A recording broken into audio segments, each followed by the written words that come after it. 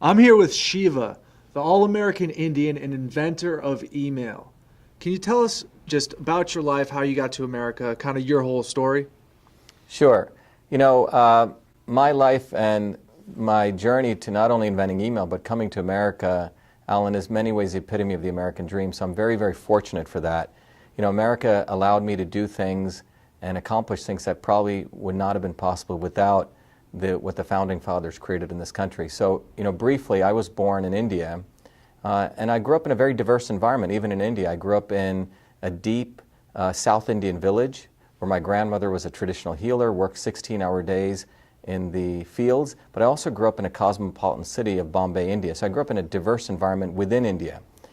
But you also have to understand, I grew up in an India that had a caste system where, you were basically allotted to a certain future in life based on where you were born. So my parents had hit a ceiling for their advancement in India, and they were very fortunate. In 1970, literally, we left India on my 7th birthday on December 2nd, 1963, if someone wants to make a note of that. And I landed in Kennedy Airport, literally wearing shorts in early December with it snowing. So that was my early memories of coming to America.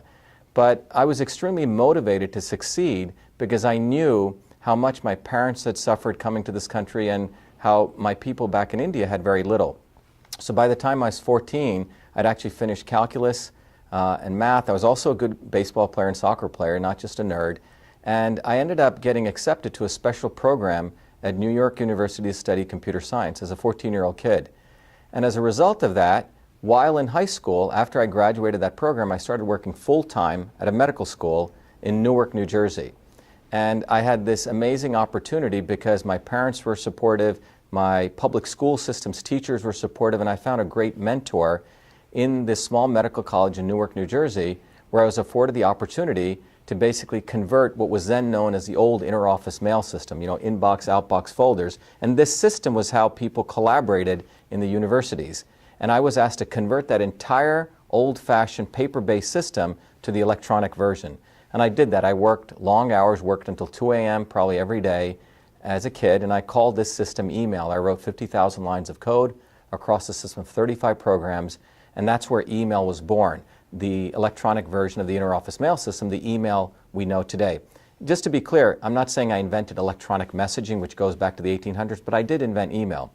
And the other interesting thing was when I came to MIT, this was listed in one of the school newspapers that one of the 1,041 kids coming in 1981 had invented email.